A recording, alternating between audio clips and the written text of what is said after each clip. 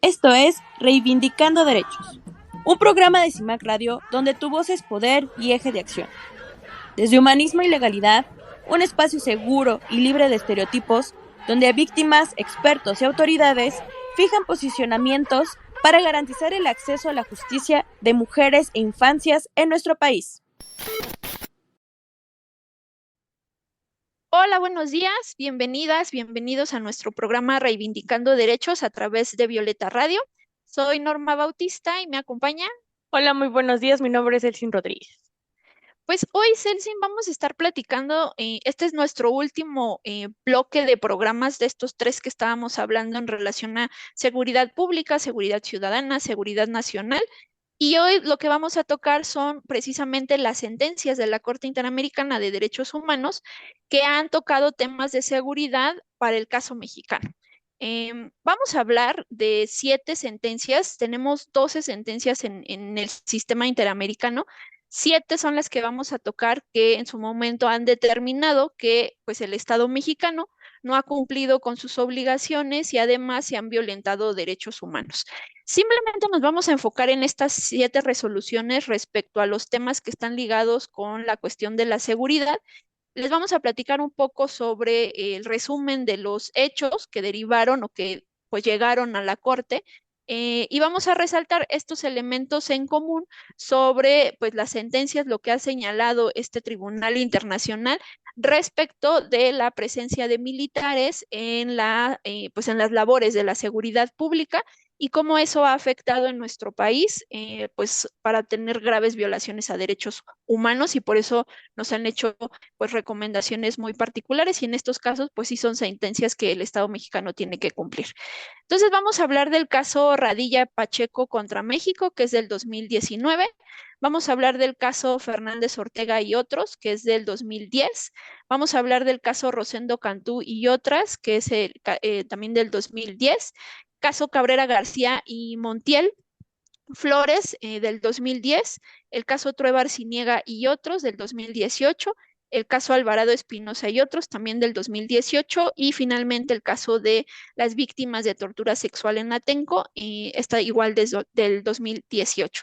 En todos los casos se hace una mención, salvo este último de mujeres víctimas de tortura sexual en Atenco, no hay presencia en estricto sentido de militares, pero sí se habla del uso de la fuerza, en particular de policías federales, municipales, estatales y demás que intervinieron en ese caso, y ahí nos hicieron pronunciamientos muy específicos de cómo deberíamos de abordar ciertas temáticas. Entonces, Celsin, ¿te parece si vamos contando entre las dos de qué van estos casos, solamente ahorita para efectos de los hechos, que los conozcamos, y vamos a ir en los siguientes bloques hablando de los diferentes pronunciamientos que la Corte Interamericana ha emitido? ¿Te parece? Me parece muy bien. Adelante. Pues bueno, vamos a empezar primero con el caso Radilla Pacheco. El señor, pues Rosendo Radilla era una persona que estaba involucrada en actividades de la vida tanto política como social de su pueblo, esto en Atoyac de Álvarez, en el estado de Guerrero. Y mientras él estaba en el transporte público, el 25 de agosto de 1974, es detenido por pues miembros del ejército mexicano, mientras estaba en este autobús también estaba en ese mismo pues transporte su hijo. Posteriormente a su detención, pues fue visto en el cuartel militar de Atoyac de Álvarez con evidencias claras de haber sido agredido físicamente. Sin embargo, desde entonces, pues desconocemos su paradero. Celsin. También tenemos el de Fernández Ortega y Rosendo Cantú, que es de similar, ¿no? Los casos. La diferencia va a ser la siguiente. Ambos casos se van a producir en un contexto importante de presencia militar en el estado de Guerrero. Sabemos que, bueno, el estado de Guerrero es uno de los principales estados, pues, que tiene más problemas de guerrillas, ¿no? Ujú. Em, Esto, la presencia militar estaba dirigida justo a reprimir actividades ilegales como la delincuencia organizada.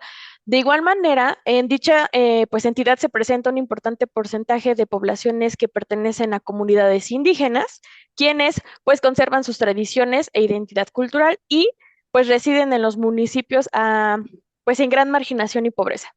Entonces, en el caso de Inés Fernández Ortega, ocurrió el 22 de marzo del 2002, aproximadamente a las 3 de la tarde, un grupo de militares se presenta en su domicilio donde se encontraba acompañada con sus 4 hijos. Mientras otros militares se quedaron en el exterior del domicilio, 3 de ellos entraron a su casa y sin su consentimiento le apuntaron con sus armas solicitándole cierta información. Fue entonces, bajo coerción, sola y rodeada de los 3 militares armados, cuando uno de ellos cometió violación sexual. Los hijos de la señora Fernández Ortega pues presenciaron los hechos ocurridos y hasta el momento, pues no, en ese momento pues no pudieron hacer absolutamente nada. Un caso similar es el de Valentina Rosendo Cantú, quien al momento de los hechos, ella era menor de edad. Los hechos ocurrieron el 16 de febrero del 2002, aproximadamente a las 3 de la tarde, mientras ella se encontraba en un arroyo cerca de su domicilio. 8 militares se acercaron a ella y pues la rodearon. 2 de ellos la interrogaron, mientras uno de ellos le apuntaba con el arma. El militar que estaba apuntándole la golpeó en el abdomen, haciéndola caer al suelo y pues perdió el conocimiento por un momento.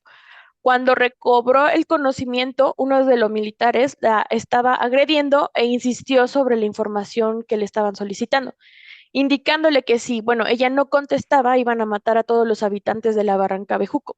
A continuación, pues fue violada sexualmente. Estos documentos de estos casos se documentaron por las formas de violencia que afectan a las mujeres en el estado de Guerrero y se encuentra la violencia institucional castrense, que es por parte de los militares. Durante el periodo comprendido entre 1997 y 2004 se habían presentado 6 denuncias de violaciones sexuales a mujeres indígenas atribuidas a pues miembros militares. Em, Mismas que fueron conocidas o reconocidas por la jurisdicción militar y pues en ninguno de los casos se sancionó a los responsables. Y también tenemos el caso Cabrera García y Montiel Flores. Este caso ocurre el 2 de mayo de 1999. El señor Montiel Flores se encontraba afuera de su casa en compañía del señor Cabrera García, junto a otras personas, esto en la comunidad de Pisotla, también en el estado de Guerrero. Alrededor de las 9:30 horas, aproximadamente 4 miembros del 40 Batallón de Infantería del Ejército entran a la comunidad y en teoría estaban haciendo un operativo contra otras personas que no tienen nada que ver con las víctimas.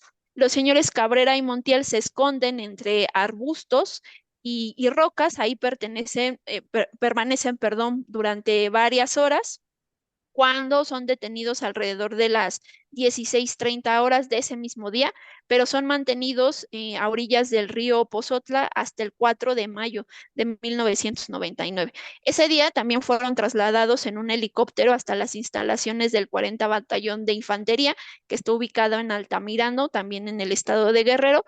Posteriormente se presentan cargos contra ellos por la presunta comisión de delitos de portación de armas de fuego exclusivas de las fuerzas militares, además también de siembra de amapola y marihuana. Ellos fueron sentenciados con un fallo condenatorio en agosto del 2000 y en el 2001 fueron liberados para continuar cumpliendo con su sanción porque lograron cambiar la medida para que pues fueran resguardados en su domicilio precisamente por su estado de salud.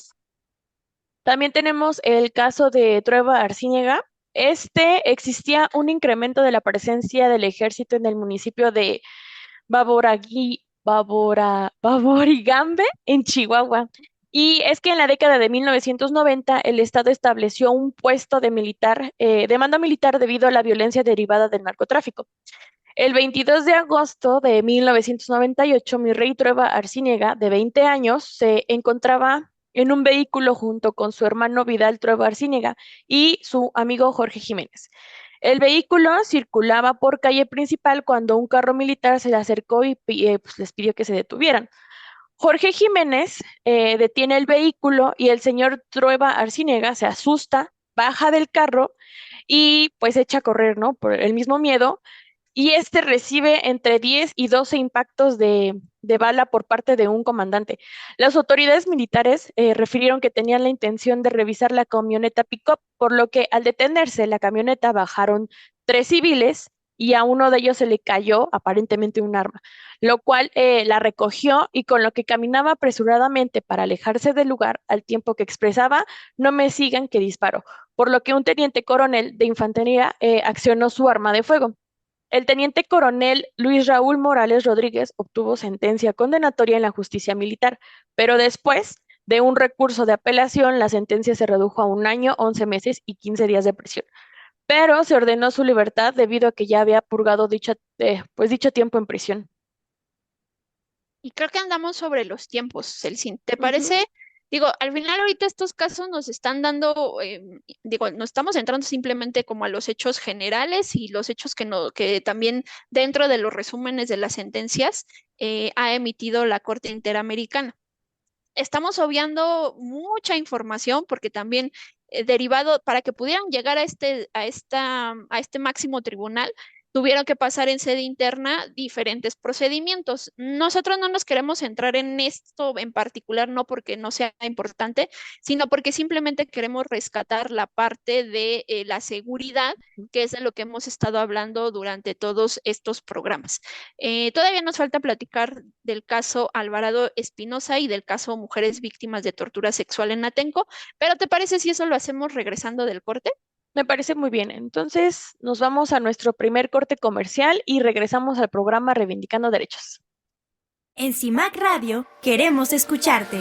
Comunícate con nosotras al 55 60 60 55 71 55 60 60 55 71 y déjanos conocer tus opiniones sobre nuestra programación. CIMAC Radio, periodismo con perspectiva de género.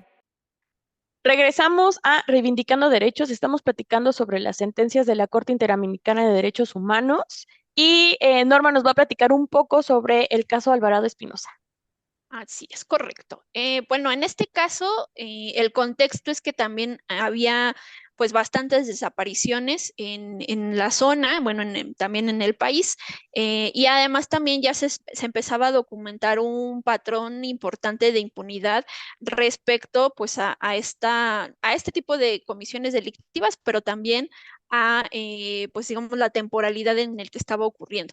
Esto porque estábamos hablando ya en este momento de la estrategia, ¿no? En su momento de Calderón, de militarizar la seguridad pública y ya conocemos este famoso, pues, política pública que era la guerra contra el narcotráfico que inició pues ahí por los años del 2006. El 29 de diciembre del 2009, aproximadamente entre las 8 y 9 de la noche, José Ángel Alvarado Herrera y Nitza Paola Alvarado Espinosa se encontraban a bordo de una camioneta estacionada a las afueras de la casa de la suegra de José Ángel Alvarado, esto en el ejido Benito Juárez, en el municipio de Buenaventura, en el estado también de Chihuahua, cuando pues son detenidos por alrededor de entre 8 y 10 personas que portaban uniformes militares y que además los obligaron a abordar una de las camionetas particulares en las que habían arribado y pues con ellos huyeron a un rumbo pues desconocido. Momentos después, cerca de las 9 o 10 de la noche, entre 8 y 10 sujetos que portaban también uniformes militares abordan o llegan al domicilio de Rocío Irene Alvarado Reyes, que también estaba en el ejido de Benito Juárez, y ahí ella se encontraba acompañada de dos de sus hermanos y de su hija, perdón, todos menores de edad, y también estaba su madre. Patricia Reyes Rueda, y tras detenerla, pues la obligaron a abordar un vehículo que también se retira del lugar y pues a partir de que suceden los hechos no se tiene noticia del destino de pues dos de los tres desaparecidos que en su momento pues se habían llevado estas personas militares. Y por último tenemos el caso de las mujeres víctimas de tortura sexual en Atenco. Cuéntanos, Elsie. Así es, pues mira, entre el 3 y 4 de mayo del 2006, la Policía Municipal de Texcoco y San Salvador Atenco, eh, la policía de este estado y la Policía Federal Preventiva adelantaron operativos en los municipios de San Salvador de Atenco, Texcoco y en la carretera Texcoco-Lechería para reprimir manifestaciones que se llevaban a cabo en dichos municipios. En el curso de los operativos fueron detenidas las 11 mujeres víctimas del caso durante su detención y mientras eran trasladadas e ingresadas al Centro de Readaptación Social Santiaguito, conocido también como CEPRESO, fueron sometidas a diversas agresiones físicas, psicológicas y sexuales. Sí, yo creo que estos casos, insisto, y digo, nada más seleccionamos estos porque platicábamos que tenían relación con temas de seguridad, ¿no? Ujú. Y de cómo el Estado tenía que actuar o debería de actuar en estos temas. Ya en los programas pasados, pues hemos hecho como el hincapié respecto a que, a ver, la Corte no dice que no podamos tener militares, ¿no? Haciendo funciones de seguridad pública, pero sí dice que es peligroso y dice que deben de plantearse con ciertas reglas. Entonces, en estos casos, algunas cosas se fueron modificando porque pues el primero fue Rosendo Radilla y ese fue el que fue marcando la pauta para temas, por ejemplo, de jurisdicción, que ahorita lo vamos a ver, pero digamos que son 7 casos de 12, Celsi, ¿no? O sea, a lo que voy, de pronto que hemos estado insistiendo, no solamente en estos espacios, sino desde la parte de sociedad civil, desde la parte de capacitaciones y demás, es que ya nos han llamado la atención. La importancia de hablar de estos temas hoy en este programa, más allá de exponerlos y dar las puntualizaciones, es que también tomemos conciencia desde la parte ciudadana que ya nos sancionaron. O sea, estas no son recomendaciones que si queremos o no cumplir. Aquí ya son sanciones directas donde nos han señalado que pues el Estado mexicano no está cumpliendo con sus obligaciones. Y entonces, ahora sí vamos a centrarnos a qué es lo que en su momento señaló la Corte Interamericana sobre puntos muy particulares. Insistimos, no nos vamos a referir a todo lo que en su momento señaló la Corte en sus diferentes sentencias, sino lo que nos ocupa en temas de seguridad. Entonces, ¿te parece? Les platico un poco de qué va esta parte de las acciones del Estado, pues para garantizar y mantener el orden público. Entonces, te cuento, Celsi. Hemos dicho que, y recogiendo también lo que nos veíamos en los anteriores programas, y lo que aquí ya la Corte profundizó, es que sí se le reconoce al Estado que tiene reglas para lograr tanto el bien común como el orden social, ¿no? Y que esto viene muy ligado de entender a una sociedad democrática. Entonces, desde ahí, cuando hablamos de garantizar la seguridad y el orden público, pues también tiene que venir inmerso la parte de hay ciertos derechos y hay obligaciones que tiene el Estado, pero no hay que olvidar que no porque demos esa, ni siquiera quisiera decirlo como permisibilidad, ¿no? Sino como es esta obligación, este derecho para que tú puedas controlar, sí, pero no es ilimitado. No es como que como yo soy la detentadora del poder, yo impongo y voy a poner toques de queda y demás. No, hay reglas y esas reglas pues deben de apegarse al respeto a los derechos humanos, ¿no? Ya lo que habíamos visto y habíamos platicado en programas anteriores. Y además también nos han dicho que para mantener el orden público interno y la seguridad ciudadana, esto siempre debe de ser una labor de los cuerpos policiales civiles porque permitir que incorporemos a las Fuerzas Armadas, lo único que pues genera son estas vulneraciones y nos dicen, sí lo puedes ocupar, pero solamente con un carácter extraordinario y excepcional, ¿no? Porque no tenemos otras cosas que hacer o todavía nos falta profundizar, por ejemplo, en temas de mejorar las policías. Bueno, entonces no olvides que esto solamente tiene el carácter extraordinario y excepcional. Y además, también ha reconocido la Corte Interamericana que los temas de crimen organizado, pues sí tiene un entronque muy amplio porque sí se es considerado como una amenaza a la comunidad internacional y al eje democrático, ¿no? De un Estado. Y porque, pues lo que hemos documentado es que sí se atenta contra la seguridad, la estabilidad y la gobernabilidad democrática y pues eso impide la vigencia de los derechos humanos, ¿no? Entonces, en el englobe general, sí se reconoce al Estado que puede controlar, pero no de manera arbitraria, sino siguiendo las reglas. Y luego nos han hablado de temas de acciones de control social. Ay, qué nos dijo la Corte, Celsi? Pues frente a estas amenazas que se ha tenido contra la seguridad interna o el orden público, es posible, como vimos, pues ejercer acciones o medidas contra aquellos que los ponen en riesgo. Pero en sí esta circunstancia por sí solo no es suficiente para invocar situaciones excepcionales, ¿no? Como medios para suprimir o denegar nuestros derechos, desnaturalizarlos o privarlos de un contenido así o utilizarlos, ¿no? Como justificación para practicar o tolerar estos actos contrarios a las normas de protección internacional, como en el caso de tortura, la desaparición forzada, ejecuciones extrajudiciales o otras graves pues violaciones, ¿no? Como los casos que ahorita los platicamos. De esta manera, se considera que este tipo de actividades estatales son legítimas, pero en ciertos contextos debe de existir un extremo cuidado cuando se utilizan las Fuerzas Armadas en temas de control de la protesta social, ¿no? Ya sea disturbios internos, violencia interna, situaciones excepcionales o la criminalidad. Em, la observación se realiza con fundamento en el entrenamiento, ¿no? Que reciben estas Fuerzas Armadas, mismo que está dirigido justo a derrotar objetivos legítimos, porque que estos objetivos legítimos son pues los enemigos. No es la misma, no es el mismo entrenamiento que reciben estas Fuerzas Armadas al entrenamiento que reciben, no sé, por ejemplo, la Policía Federal, ¿no? O la Policía Estatal, o la Policía Municipal, o incluso aquí de la Ciudad de México, ¿no? La de tránsito. No es el mismo entrenamiento. Y es por eso que estos entrenamientos los consideran ilimitados, como bien nos mencionaste en el punto anterior, ¿no? Que por tener pues digamos que este poder, esta autoridad de poder utilizar justo ese entrenamiento, pues lo hacen de más y no miden las consecuencias, ¿no? Que llegan a tener. Entonces, sobre el particular se fijan criterios a seguir justo en estos casos en donde las Fuerzas Armadas tengan participación. Uno de ellos es el criterio extraordinario, de manera que toda intervención de estas Fuerzas Armadas se encuentre justificada y resulte excepcional, sea temporal y esté restringida estrictamente necesario en las circunstancias del caso que se esté llevando a cabo.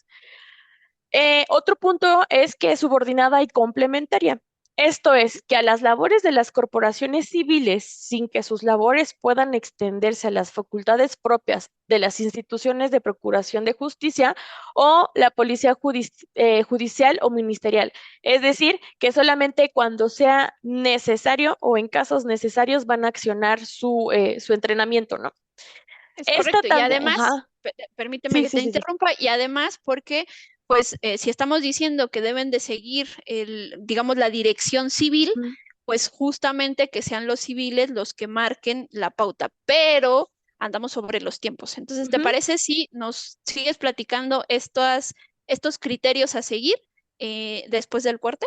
Sí, me parece muy bien. Entonces, vamos a nuestro segundo corte comercial y regresamos a Reivindicando Derechos. En CIMAC Radio queremos escucharte. Comunícate con nosotras al 55 60 60 55 71 55 60 60 55 71 y déjanos conocer tus opiniones sobre nuestra programación. CIMAC Radio, periodismo con perspectiva de género. Regresamos de este pequeño corte comercial a su programa Reivindicando Derechos. Estamos platicando de las sentencias de la Corte Interamericana que se han pronunciado sobre diferentes temas, pero que elegimos 7 en específico que tienen una relación directa con el tema que estamos abordando en términos generales, que es la seguridad y cómo tratar los temas de seguridad. Pero Celsi, nos estabas platicando sobre los criterios que se deben de seguir en aquellos casos en donde ocupemos las Fuerzas Armadas. Ya dijimos que sean de pronto excepcionales, pero ¿qué más nos dice la Corte Interamericana sobre estos supuestos? Sí, también debe de ser regulada mediante mecanismos legales y protocolos sobre el uso de la fuerza y deben de estar estos bajo los principios de excepcionalidad, proporcionalidad y absoluta necesidad y de acuerdo con la respectiva capacitación pues en la materia. Y también debe de estar fiscalizada justo por órganos civiles competentes, independientes y técnicamente capaces, ¿no? De regular todo esto. Esto cobra relevancia porque algunas de las acciones que llevan a cabo las Fuerzas Armadas en el país tienen como función principal las restricciones a la libertad personal, atribuciones conferidas a la Policía Ministerial y que más allá de observar los estándares internacionales y las recomendaciones de otros entes internacionales, se han modificado las leyes justo para evitar la vulneración de separación de poderes, independencia y autonomía de los tribunales judiciales y la subordinación de las autoridades civiles. Esto quiere decir que las Fuerzas Armadas hacen actividades que no les corresponden, ¿no? O sea, ellos tienen sus propias atribuciones, sus propias funciones, pero digamos que utilizan otras porque piensan que por ser Fuerzas Armadas o autoridades con un mayor rango pueden hacerlo, pero pues no está permitido, ¿no? No, y aparte, ¿sabes? Lo trascendente de esto que estás platicando es que, a ver, hay reglas, ¿no? Ya nos dijiste extraordinaria, subordinada, complementaria, regulada y fiscalizada. Se supone que dentro del margen de lo que han tratado de justificar los estados, es decir, bueno, pero es que mis policías están bien mal, ¿no? Y como están bien mal, en el inter que las arreglo, por así decirlo, meto a las Fuerzas Armadas. El problema es lo que ha generado a partir de estas acciones del control social, es que como no están diseñadas para ese objetivo, como bien tú lo referías hace rato, lo que pasa es que ellos, dentro de su adiestramiento, ven a las personas como enemigos, claro, porque ellos están, ya lo platicamos en el programa de seguridad nacional, ellos están enfocados a un objetivo específico. Cuando los incorporamos a temas de seguridad pública, pues ellos van a seguir con sus mismos entrenamientos y no es lo mismo tratar a un prisionero de guerra, por así decirlo, Ujú. que tratar a el máximo de un cártel, por así decirlo, ¿no? O para nada más poner el ejemplo burdo. Pero a lo que vamos es que como las reglas no son las mismas, lo que hemos estado haciendo, y eso sí ya retomando el caso mexicano, es decir, ah, bueno, dices que no, entonces modifiquemos las leyes para que les demos entrada. Sí, pero no nada más es modificar la ley, porque modificando la ley no es como que en automático yo diga, ah, muy bien, quiero que Celsin entre a hacer estas funciones en donde ella no está capacitada.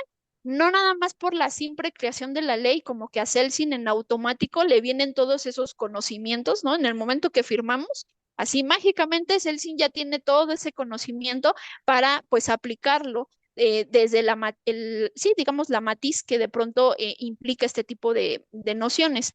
Entonces, olvidamos dentro de toda esta interpretación, pues que las fuerzas militares tienen un objetivo específico.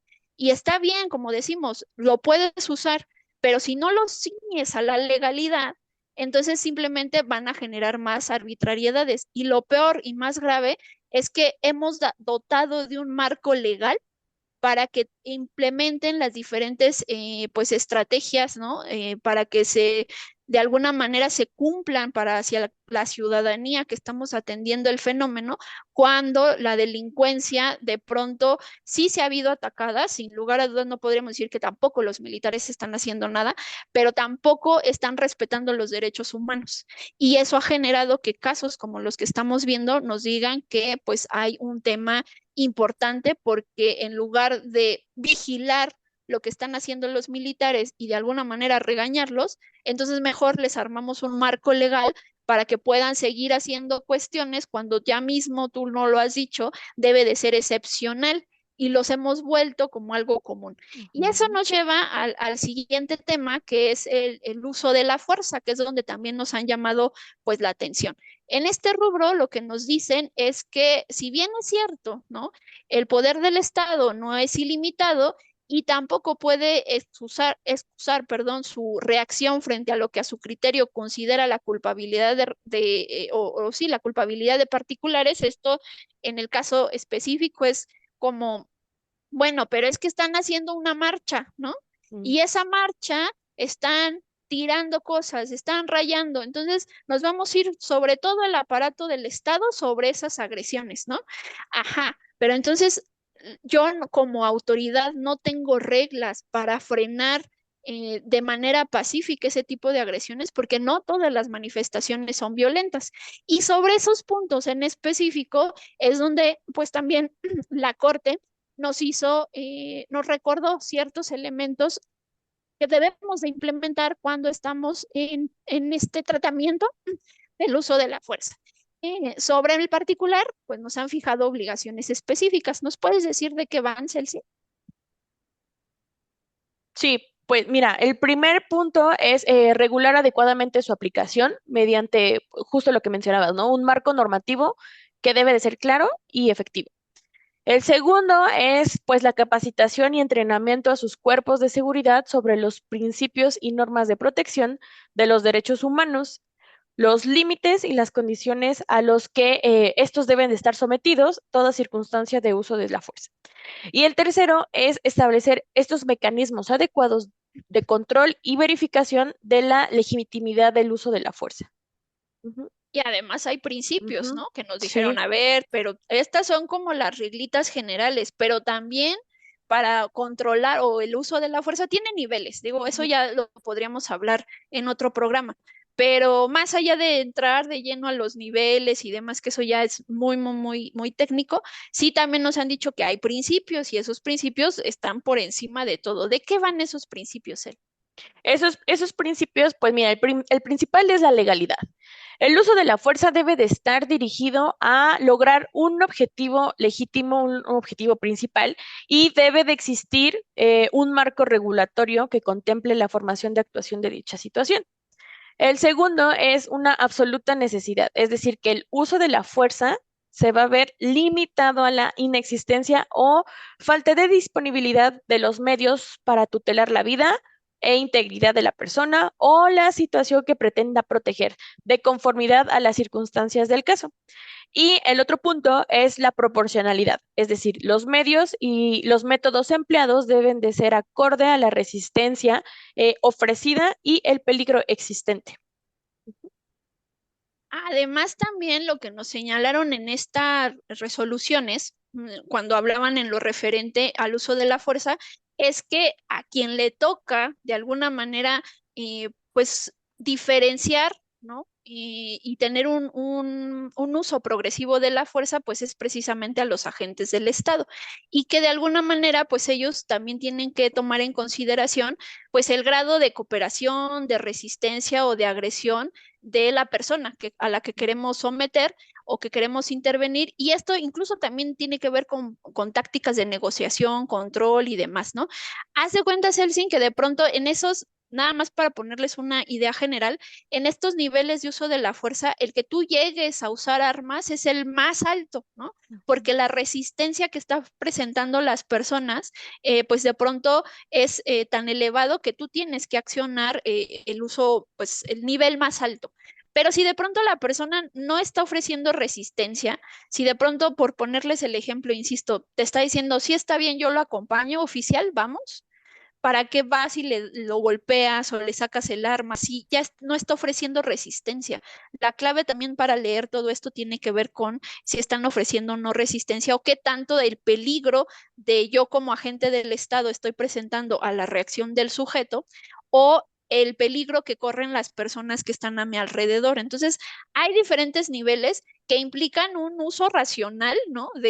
No solo del uso de la fuerza, ¿no? Sino también del sentido lógico que tienen las autoridades, porque partamos de la idea de que tanto Fuerzas Armadas como pues miembros de la seguridad pública o seguridad ciudadana parten de un adiestramiento. Entonces se supone que les enseñan cómo reaccionar ante estos fenómenos y que de pronto en una manifestación que no se está tornando violenta, llegues y encapsules, ¿no? Y empieces a golpear, entonces no estás aplicando de manera correcta el uso de la fuerza.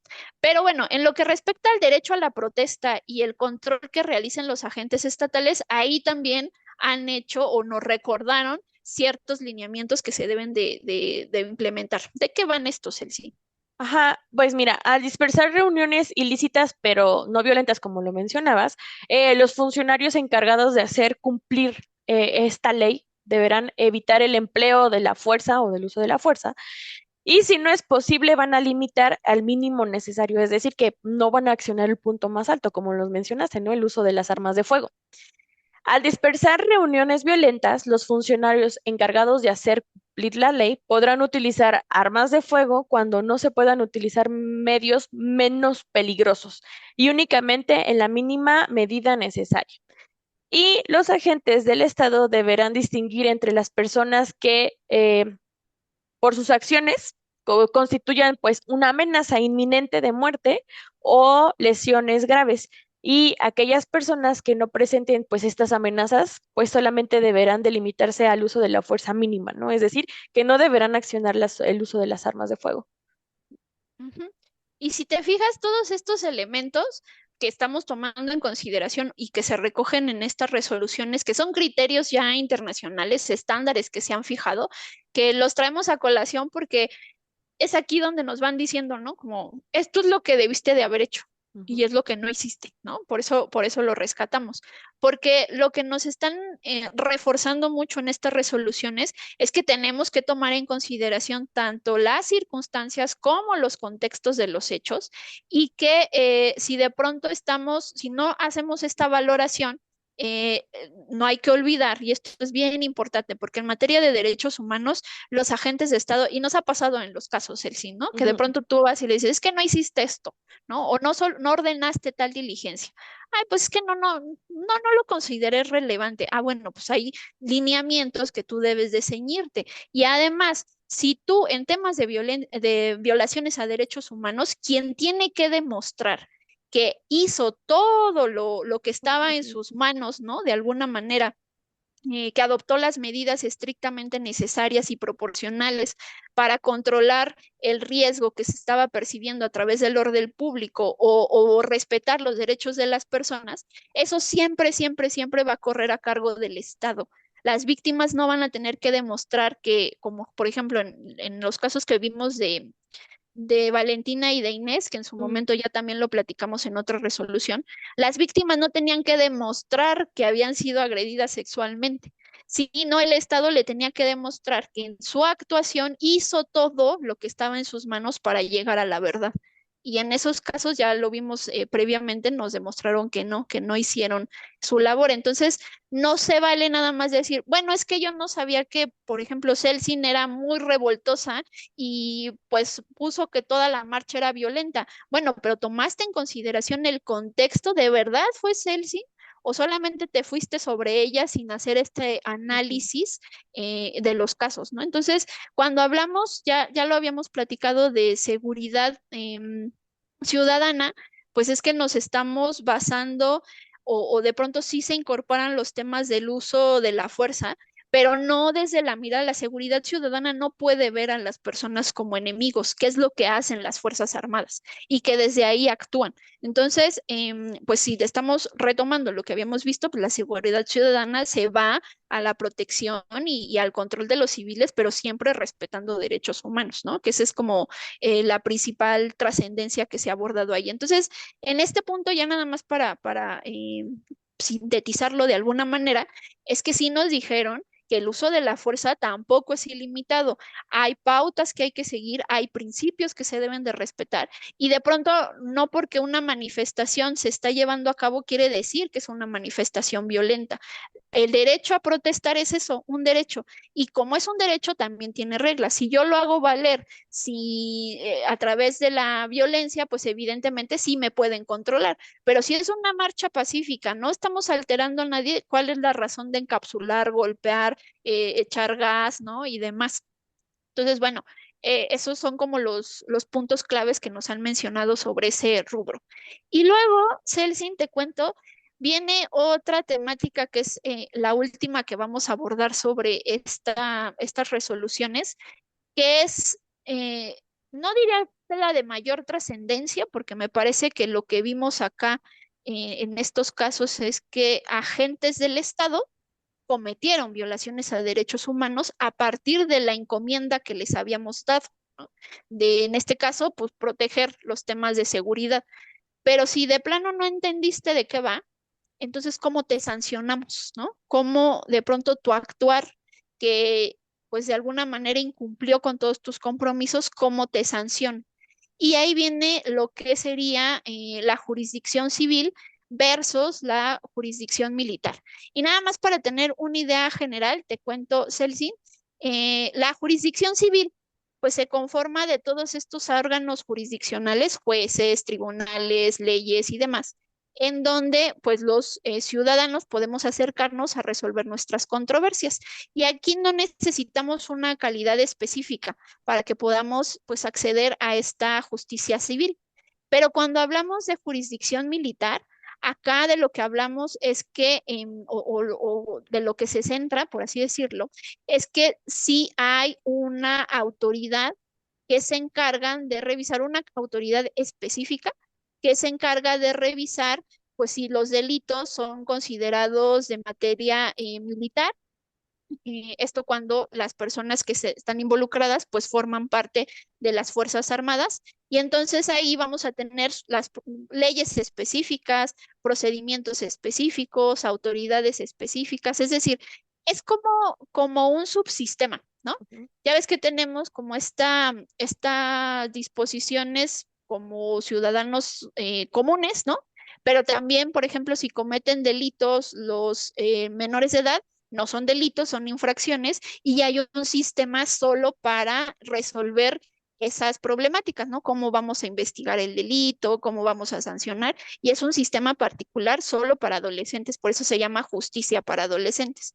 Lo mismo ocurre acá, es una justicia, pero solo para atender temas de trascendencia militar y en donde estén involucrados fuerzas militares. Entonces, la idea de esta noción es que sin lugar a dudas, las Fuerzas Armadas pueden cometer tanto faltas como delitos, pero la revisión que se le va a dar de si la conducta que cometiste tú, Celsin, que eres pues integrante de las Fuerzas Armadas, yo voy a revisar si tu actuar viene contemplado dentro del ordenamiento específico, que sería el Código de Justicia Militar.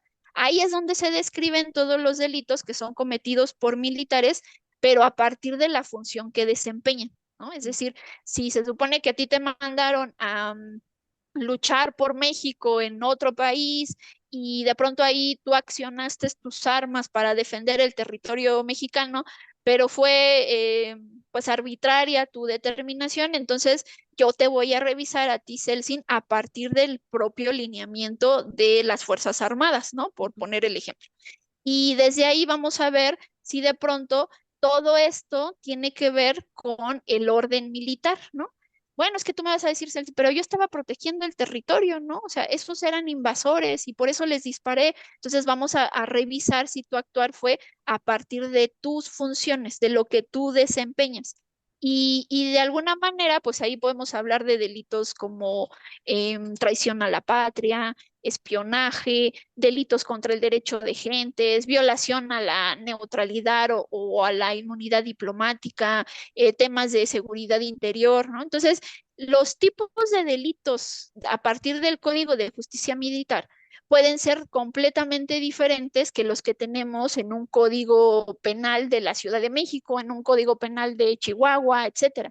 Ujú. Entonces, lo que se señalaba acá, ya nada más para ir aterrizando, porque todavía tenemos nuestro último corte, eh, de lo que estamos hablando acá es que si tú como militar cometes delitos militares, te vas a la jurisdicción militar. Pero si tú como militar cometes delitos del fuero común, te tiene que investigar el fuero común, porque no es lo mismo si tenemos acá homicidio y acá no en la justicia militar ni siquiera tenemos homicidio, entonces ¿cómo te voy a investigar, no? Pero andamos sobre los tiempos, ¿no? Sí, así es. ¿Qué te parece si vamos a nuestro tercer corte comercial para seguir con nuestra plática? Muy bien.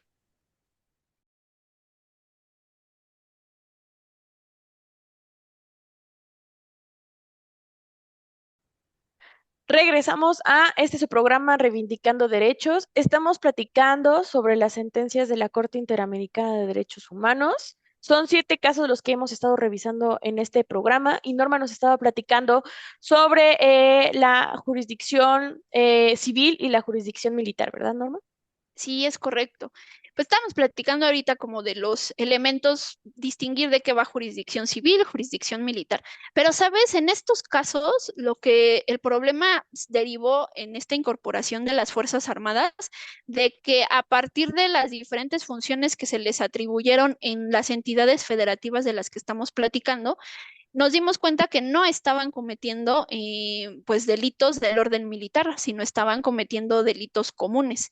Y por tanto, lo que en su momento las fuerzas militares trataron de hacer fue decir, ajá, sí, pero fueron militares, ¿no? O sea, está bien, sí, sí, sí, pasó todo esto, pero son militares, ¿no? Pues sí, sí, son militares. Ah, entonces yo me los tengo que llevar a que sean pues investigados, procesados y demás a través de la justicia militar.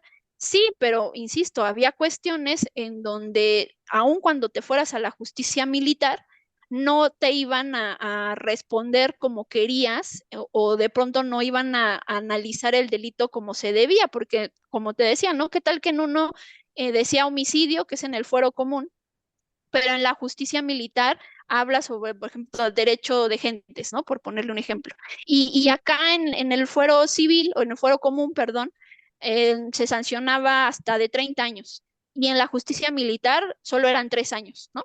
Porque insistimos, la naturaleza de uno y otro son completamente diferentes. Por eso el Código de Justicia Militar tiene un abordaje distinto en relación a tanto las faltas como las comisiones delictivas que se podrían de pronto ahí pues desarrollar. Y acá, ¿qué es lo que vimos? Vimos violaciones muy, muy en específico, como cuáles, Elsie. Sí, vimos la privación ilegal de la libertad, violaciones sexuales que justo constituyeron la tortura porque su fin fue intimidar, agreder, humillar, castigar o controlar a las personas que lo sufrieron. También hubo injerencia arbitraria y abusiva dentro del domicilio y también la desaparición forzada, ¿no? Que es también importante. Ujú. Entonces lo que nos damos cuenta con lo que tú nos narras es que no tiene nada que ver con lo que platicamos de ejemplos, ¿no? Espionaje, tortura, no, estos sí fueron delitos que cometieron agentes del Estado y que los trataron de encubrir a través de la justicia militar para, si bien tal vez no de plano no sancionar, porque sí hubo pocas sanciones, pero pues la realidad no iban a tener el impacto que se buscaban. Ahí de ahí se fue como el pronunciamiento más profundo de la Corte de decir, estás llevando casos a la jurisdicción militar para de alguna manera no resolver lo que sucedió. Entonces, en este rubro, pues cuando se consideró que la justicia militar asume la competencia sobre un asunto que debe de conocer la justicia ordinaria, se ven afectados muchos derechos, ¿no? Lo que se conoce como el juez natural, pero también el debido proceso y pues así tampoco podemos hacer efectivos derechos a la verdad y a la justicia de las víctimas de violaciones a derechos humanos y de sus familiares, porque pues estas violaciones, de alguna manera, si no se ven ante la autoridad correspondiente, entonces también estás vulnerando el acceso a la justicia, lo que en su momento platicamos del caso de Valentina y de Inés, ¿no? Decían, bueno, es que la citábamos en el Ministerio Público Militar y no venían. Pues si las agredieron militares y las mandas traer a todo un aparato institucional de militares, pues también hay que ser sensibles a este fenómeno. Entonces, pues esto también es un obstáculo al acceso a la justicia. Y entonces en estos casos lo que se determinó es que pues los delitos que son cometidos por personal militar y que no guardan relación con la disciplina militar o la misión castrense, sí o sí tienen que ser llevados ante la justicia ordinaria civil. Eh, mucho un poco de donde se cae todos estos elementos, ¿no? En todas las sentencias, a salvo la de Atenco, como decíamos, porque ahí no intervinieron militares, hablaban mucho de este Código de Justicia Militar, en particular en su artículo 57, fracción segunda, porque es la que marcaba precisamente la pauta sobre la justicia militar. Sin embargo, en el caso Rosendo Radilla, que fue el primero que la Corte Interamericana analizó estas temáticas, ahí sí hizo un pronunciamiento particular respecto a cómo esta jurisdicción militar pues sí impedía que hiciéramos una verdadera conexión entre el delito del fuero ordinario con el servicio castrense, porque te digo, no hacíamos este abordaje y decíamos, ah, es militar, justicia militar. Oye, pero es que es un delito común. Ah, no, no, no, justicia militar. Entonces, en estas sentencias, la Corte Interamericana hace este llamamiento de atención y sí se logran hacer cambios a partir de esta sentencia al Código de Justicia Militar para ya sí decir, no, no, a ver, si los militares cometen delitos del fuero común, quien tiene que investigar es la jurisdicción o la justicia ordinaria civil. Entonces, aunque en los otros casos donde intervienen militares en estos contextos y que evidentemente muchos de ellos fueron investigados, en algunos sí hubo sentencias, en otras no, etcétera, eh, todo esto se fue arrastrando en todas las sentencias. Es decir, sí, como que para un ejemplo más clarito es como que la corte dijo, sí, está bien, yo sé que ya lo resolviste, pero estos casos son de antes de que lo resolvieras. Tú lo resolviste a partir del caso Radilla Pacheco. Estos casos que estoy revisando, todavía imperaba esa jurisdicción militar en esos contextos que estamos platicando y por tanto tengo que seguir haciendo el pronunciamiento, aunque tú, Estado mexicano, ya hayas avanzado en el ajuste al artículo 57 del Código de Justicia Militar. Y además también nos volvieron a recordar, cuando estamos ante pues estados democráticos en tiempos de paz y que de alguna manera eh, pues en el abordaje general sí empieza a haber reducciones de la jurisdicción penal militar porque esa parte de la idea de tener una utilización mínima, que sea cuando sea estrictamente necesario y que pues lo hagamos a partir de los principios y las garantías de estos estados democráticos, ¿no? Entonces nos vuelven a recordar, México, no hagas estas cosas y en todo caso controla a tus fuerzas armadas porque no las estás ocupando de una forma excepcional. Y en este punto en particular es cuando la Corte Interamericana pues nos vuelve a hablar de la obligación que tenemos de adecuar nuestra normativa interna a los instrumentos internacionales. Esto es como que es uno de los puntos más trascendentales que se han mencionado, no solo en esta sentencia, sino no lo repiten constantemente, ¿no? ¿De qué sirve, sin que tú firmes diferentes instrumentos internacionales? Te veas bien bonita en las fotos, firmes ahí, tomen la foto, sí, muy bien, aquí está mi instrumento, ¿no? ¿De qué sirve que de pronto firmes ese instrumento si cuando todas esas normas de protección que están en el instrumento no las bajas a tu país, ¿no? Tú te obligaste, en los instrumentos internacionales dice que tú vas a adecuar tus normas a estos principios, ¿no? O a estos ideales que hemos fijado en los instrumentos internacionales, tú te obligaste. Y ahora resulta que no solamente no los cumples, sino además le das un marco legal a algo que debería de ser excepcional. Y eso lo único que hemos visto es que entonces no vamos a generar el efecto útil, ¿no? Entonces, ¿de qué sirve que hayas firmado y firmado y firmado instrumentos internacionales si al final no bajas las obligaciones y prácticamente terminas haciendo lo que quieres, ¿no? Y está bien, ¿quieres hacer eso? Está bien. Sí, pero nuestro país está generando vulneraciones a derechos humanos. Estos casos que llegaron a la Corte son casos estratégicos o litigios estratégicos porque reflejan la problemática. Eso que les pasó a esas víctimas que mencionamos es lo que le está pasando a muchas personas en todo el país porque seguimos teniendo a las Fuerzas Armadas en funciones que no les toca y no hemos delimitado. Bueno, vamos, que en la reglamentación que te cuento que se hizo, les dieron facultades hasta para procesar escena de los hechos, ¿no? O eventos donde ocurrieron un hecho delictivo, que ellos puedan procesar. Imagínate, si de por sí tenemos falencias con nuestras autoridades normales, ahora pensemos en una autoridad que no tiene esas funciones, que recabe indicios, por ejemplo, o No, que se pues los entregue a la autoridad.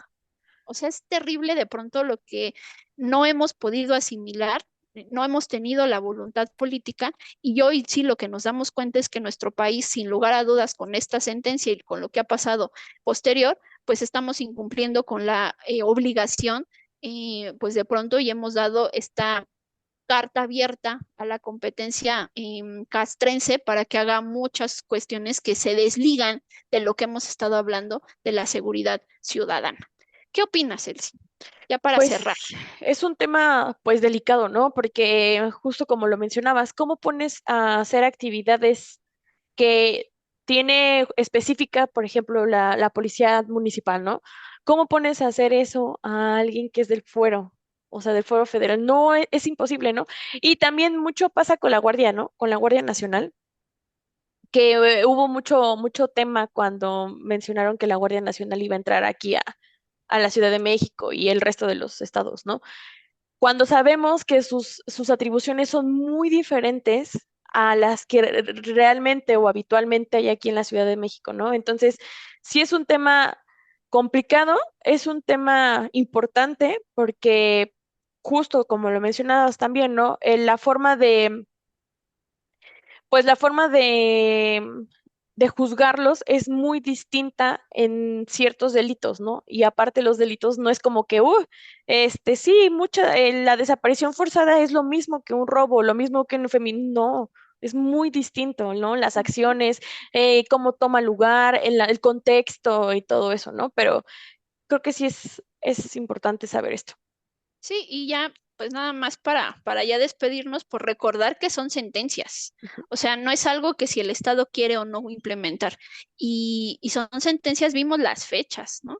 Y de pronto, ¿qué estamos haciendo a nivel Estado? Y esto no lo hablo de una administración federal, lo hablo desde Calderón hasta lo que tenemos hoy día y lo que estamos esperando que suceda el siguiente sexenio, porque no estamos atendiendo la problemática como es, estamos desatendiendo los temas que en su momento ya la Corte Interamericana nos llamó la atención y el peligro es que todos los demás, ¿no? Toda la ciudadanía somos los que estamos sufriendo porque las violaciones a derechos humanos no han cedido aun cuando han regulado la actuación de las Fuerzas Armadas, desdibujándolas en que están en la Guardia Nacional cuando siguen siendo militares, ¿no? O sea, Ujú.